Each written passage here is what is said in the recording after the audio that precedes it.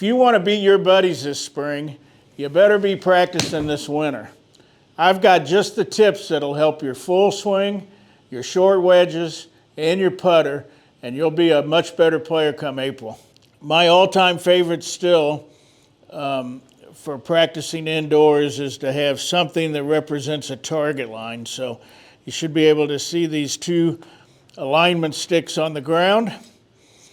And I would tell players of any handicap level to set up with a club, try to get the shaft to point at the target line 3 or 4 foot behind my back foot. And then as I finish over here, I want to get the butt of the club to point at the target line on my forward swing, probably 2 or 3 feet in front of where the ball would be. So 2 or 3 feet on the way back, 2 or 3 feet on the way through. That is true with every club in my bag. So I would recommend that you switch clubs every 3 or 4 swings and get a feel for how each club swings. So if I set up with driver here, it also should point at my target line at this position on my backswing and should point at my target line at this position on my through swing. You will see this is my sand wedge. When I do that with sand wedge, I'm on a much steeper angle. And with driver, I would be on a much flatter angle. But the principle is still the same, where the butt end of the club is going to point at my target line. So if there was nothing else I would do all winter, is I'd set up with a sand wedge, point at my target line there and there, set up with driver, point there, and learn to feel how the different clubs work, and then have a 7-iron or a fairway wood and experiment with different clubs. I still think, especially for most players, this position from here to here on this through swing is the most important fundamental in golf, is to be correct on both sides of the ball and understand the relationship between the shaft and the target line. Another drill that I like to do in the wintertime, I've showed this in other videos, but you can't do this too much. I like to have 2 alignment sticks parallel to my target line. One is on my toe line, one is on my heel line on this way through. And all I'm going to do is practice taking takeaways. So on my backswing, I'm over my toe line parallel to the ground. I would strike the ball, and I would be on my heel line on this way through. If I turn around this way, there I'm on my toe line, strike the ball through here, going to be on my heel line on the way through. The face is square if it matches my spine angle. Same thing back here, face is square if it matches my spine angle. So that's another good way to have a checkpoint all winter long on correct takeaways, but also correct through swings. And so what I've learned is that when I was young, instructors, as they were taught to teach, would say work on setup and work on backswings, because you can't think about the follow-through. It happens too fast. And I think that's a big mistake with golf instruction, is that we don't teach people how to finish the golf swing. And so if you've never worked on your finish before, that's one of my favorite drills, toe line to heel line. The other way I like to do that I've shown before as well, but inside's a good way to do it, is I like using the orange whip for this drill. I actually like to start on my heel line over here with the club parallel. Face on, that would look like this. I'm going to start with that orange whip there. I'm going to let it swing back. I'm going to let it swing forward, trying to go through this position.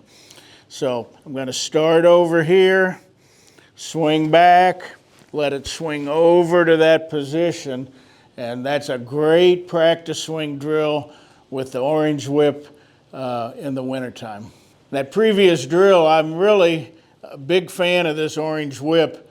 There's some knockoffs on it that look pretty similar to it, but man, the way they have this counterweighted on this end and the overall weight and the way the shaft of this orange whip flexes, in my opinion, it's by far the best training aid of its type.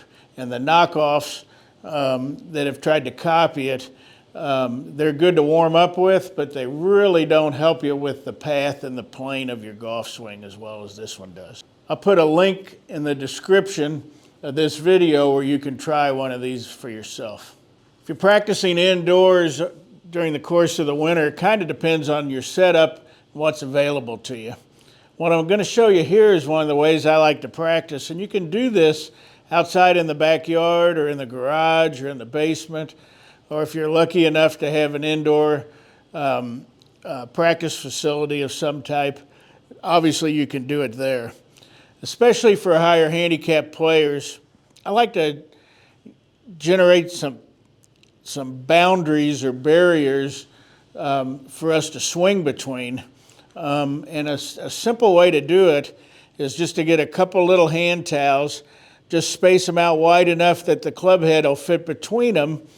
And then as we take our stance and we get set up to the ball, I like putting just a tee in the ground. If I was outdoors, I'd actually stick it in the ground like normal. If I'm on a mat, I'm just going to lay it flat just like this. And I'm just going to make some back swings and forward swings and try to hit the tee and swing between the towel and just learn to swing my club head in the correct place. So especially for higher handicappers, this is a great way to do it. And I would just start off with the towels equal. For more advanced players that know their tendencies in their golf swing, let's say you've been on a TrackMan and they've told you that your club path is too negative, that for a right-handed player, you're swinging too much to the left. Well, we can still put a tee between these towels.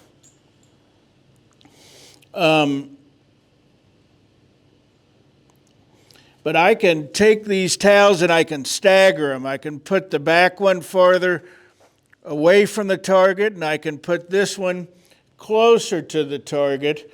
And if my swing is too much to the left, you'll be able to see that I would hit both of those towels. And so this would promote me to learn to swing more inside out or more to the right, and it's a very good way to practice. Conversely, if my mistake is I swing too much in, so most people that would, if you don't know if you're too much to the left, you'll know by your ball flight. You'll start out hitting pull slices with your driver. Start to the left and slice off the world. If that's you, this is a good drill.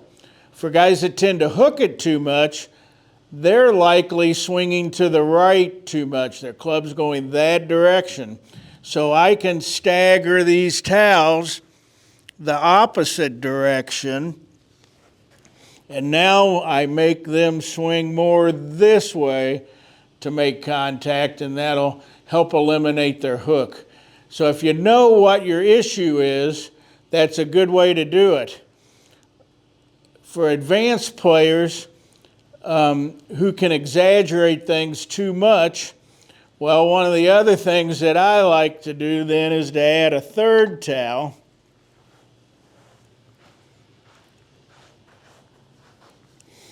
And I can alternate shots. I can put this towel out in front like this. I can put a ball here, and I can swing more this way. And then my next shot, I can put the ball here, and I can swing more this way. And it kind of moderates my swing and helps me find my optimum club path. So with really good low handicap players, I like staggering these towels just like this. I'll scoot back, hit a ball between these towels, then I can scoot forward and I can hit a ball between those towels, and I can feel the difference in my club path, and I can hopefully zero out my club path more naturally. So that's a pretty good way to do it, is with towels. Higher handicaps, beginners, I just keep them together and learn to swing between them. And then as a more advanced player, if you know your mistake, you can stagger them one way or the other. So this is for the guys that come over the top of it too much. You know, most of our audience knows what their mistake is, in my opinion. So if you've been told that you come over the top of it too much, you know what that means. And so this is a great way to practice indoors over the winter, but you need somebody to help you. And so, Patrick, go ahead and set up there and just get rid of the golf ball. We don't need it. And just make a couple backswings for me and follow-throughs, and just go ahead and hit it. And so what I try to do for this player, and he's gotten a lot better at it over the last few months, but go ahead and take your address position for me. If I hold an alignment stick just above his wrist, parallel to his target line, as he goes back, he should be just under that on the way back, and he should be under it on the way down. So keep doing that for me. Good, and you can do it in slow motion just like he's doing, and then so he can feel how that shaft works on the way down. Alignment sticks are great things. Most people that would come over the top would do the backswing correct, but then the shaft would come over this alignment stick on the way down. And so if that's the case, go ahead and hold that there for me, Patrick. Let me have your club. You guys that come over the top of it, you would probably be too low here, and then that club would work over this way. And then once it gets over that shaft, the only way I can hit the ball is to release the club early and get in a bad impact position too. So I like players to feel this, and then on the way down, that club's going to swing under that alignment stick on the way through. Go ahead and set up here again for me. Now, if you don't have somebody to help you, I use a range basket indoors here. Outdoors, I would stick this alignment stick at an angle in the ground right over the ball. I obviously can't do this in the mat inside, but I can take a bucket and I can set that up like that. Go ahead and take your stance to that ball, and then you can go ahead and hit it. What we're going to do is we're going to swing underneath that stick on the way down, and that's going to promote a much better club path that swings on the correct angle and doesn't come over the top at all. So one of my favorite drills is this alignment stick angled into the ground. The ball would be directly under the tip end of the stick, just like this, and boy, practice that way. If you don't have a range basket, some of my students that I work with that have indoor hitting facilities just get a little 2x4, and with a drill, they just drill a hole in the 2x4 at an angle, and you can stick that stick in there like that too. That's great. Okay, so that's one of my favorite indoor things. The other thing, and I don't have two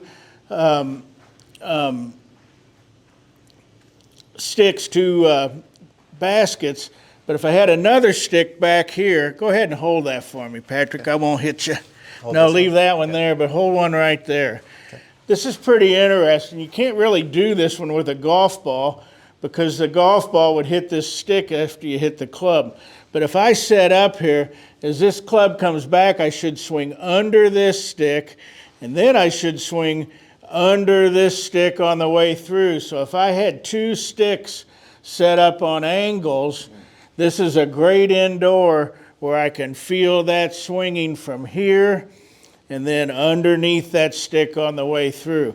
So, because I find too many people that try to make sure they're under this stick, they would come through and hit that one, and then they'd either top it or hit shots that are blocked to the right. So we have to do both sides of the swing correctly. So I have to come under this stick on the way down, but I have to stay under that stick as well on the way through.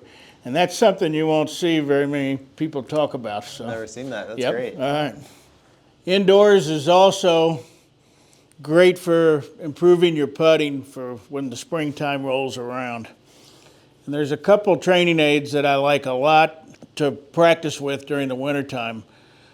In some of my previous videos, there's just a few skills involved in putting. We have to swing on the correct path. We have to keep the club face square. We have to be able to control distance, and we have to be able to read putts.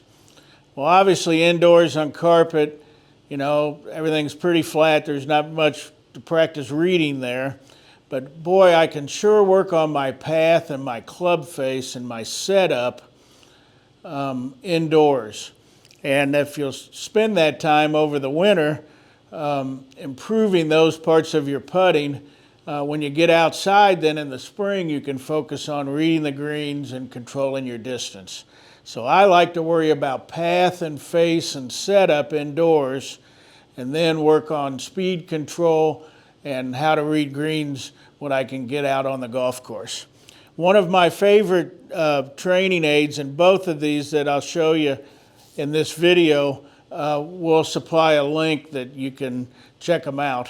The one's called the putting arc, and there's been debate for years on a putting stroke. Is it straight back or straight through? Is it an arc? Do you open and close the face? There's so much that's been debated on this, but there should not, in my opinion, be any debate at all. Your putters, by rule, are required to have a shaft angle. This shaft angle does not go 90 degrees to the ground. We have to have a shaft angle. And because there's a shaft angle, the putter swings inside to inside, just like a driver does correctly with a correct golf swing. It's on a steeper angle than driver. On a very short putt, it almost looks like it's straight back and straight through, but there is an arc to the putting motion. And then the face just stays square to that arc. And so we don't want to open the face going back, and we don't want to close it on the way through. If I just keep the face square to the path, all that'll happen. If I hold a putter in my belly button like this, and I extend my arms just comfortably, and I turn, you will see that there's an arc there because this shaft is parallel to the ground. That face appears to be opening since it's pointed that direction, but it's only just square to the arc as I go over here on this side. And so that same thing happens as I tilt this angle down. My putting stroke is no different. If I'm on this angle, you'll see that it works that way and it works that way, but I'm not manipulating that whatsoever. And so that's what this putting arc board does. It has a pre-cut arc that is correct with the lie angle of a putter. It shows you with notches on top of this board what square to the arc looks like. And so indoors I can simply set up with my face on the middle notch, and I can just let the putter swing back and through and guide it on this arc, and I can feel what the correct stroke is. You'll notice indoors I don't like to putt at anything for distance. So I have an alignment stick out here. You can put a rug out here or anything to stop the ball. I want it to stop after I hit it. I have no thought whatsoever of trying to hit it the right distance. Your carpet is either going to be way too fast for the greens you play on and it'll screw you up, or it'll be way too slow and it'll screw you up. So have something to block your ball out here after you hit it so you have no concept for how far the ball's rolling. All we're working on is the path. So I'm a big fan of this putting arc. I've probably had this particular one for more than 25 years anyway, probably 30 now. And it's pretty well weathered and used, but it's still one of my favorite training aids.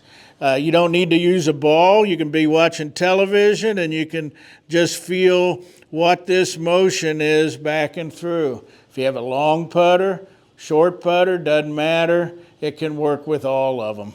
A big fan of the putting arc. Nowadays, they make them out of plastic for the most part rather than this old wooden one. The other thing that I also like a lot from a setup point of view is my mirror from Eyeline Golf. And so I can see with my eyes in that mirror, if my eyes are over my target line, I can see what a square club face at a dress looks like. And I can get my eyes in the same position every time. I probably would prefer most players have their eyes over the target line, right on the target line. I never want to see the eyes go on the other side of the line. But it's also okay to have your eyes slightly inside, maybe up to an inch or two. Whichever you decide is best for you from an alignment point of view, you want it to do it the same way every time. So if I'm a player whose eyes are maybe a ½ inch inside the ball, I'm going to take a Sharpie and I'm going to draw my eye line on the mirror to where I want my eyes to be. And so what's important with these mirrors is that we get our eyes in the same position every time, every day. If you want to know why some days you putt great and some days you putt lousy, a lot of times it's vision. And if I'm too far away and I don't know it, I'm going to have a hard time with alignment. So the best players in the world spend a few minutes every day on this mirror just double checking where their eye line is so they can aim correctly day in and day out. It's a big deal with that. And so I like to get set up. I like to feel where my eyes are over the target line. For me, I'm just slightly inside for my best. And from there, then I can just hit a shot and just roll the ball and not be conscious at all about how far it's going. The other drill that I'm not set up to show you in here today is I do like putting on a straight line. So if you have a putting mat at home or carpet remnant that you're putting on, I like tracing a line on there 3 or 4 feet long, putting my ball on that line and learning to roll it straight.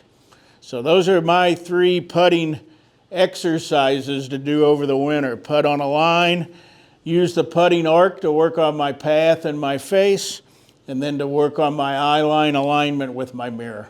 Another indoor drill I like a lot for putting is to have a line on my ball, or to have a two-tone ball like this one that I get from Eyeline Golf, half white, half black.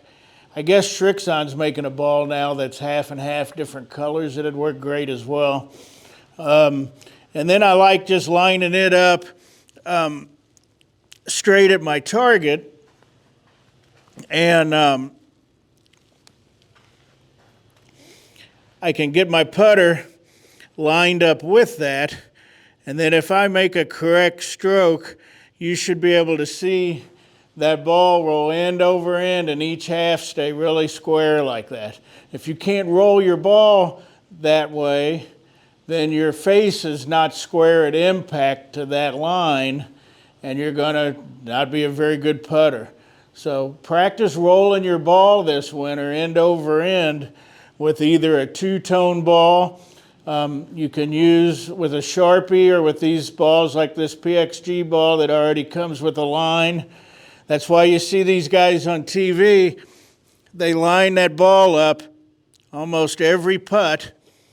And it does 2 things for them. It helps them aim, obviously, before they strike the ball.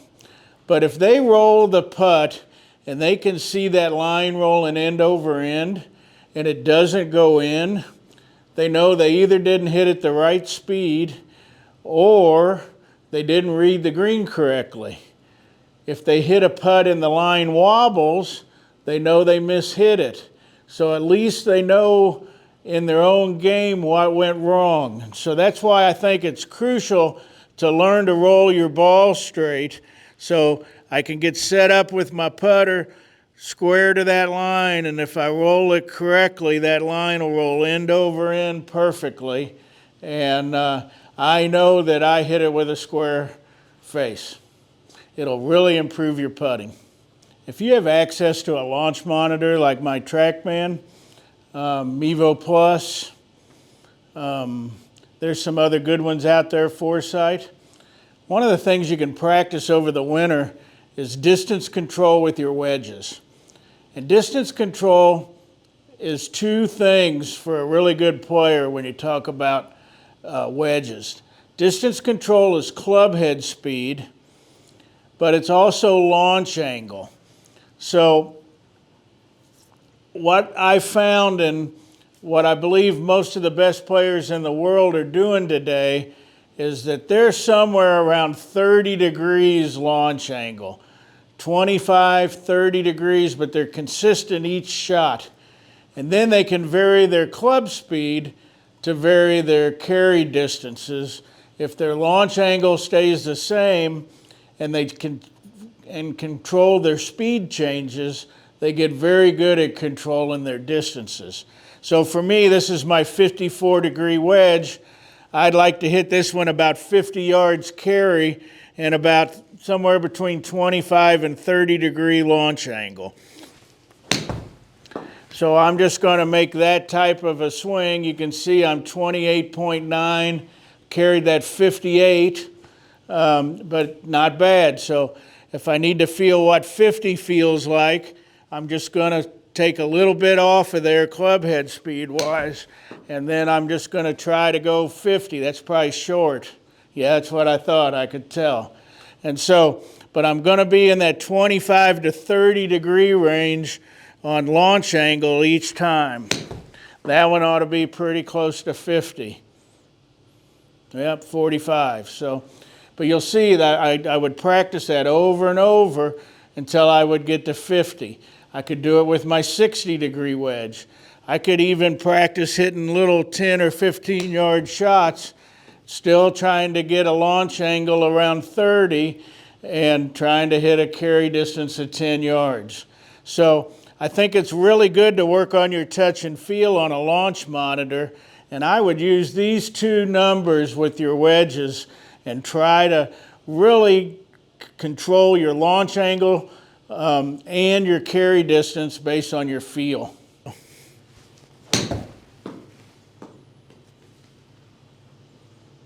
There you go. Yeah. And you can see I'm pretty consistent at around 27. Your launch angle is everyone's been between 25 and 30, but right in the middle there.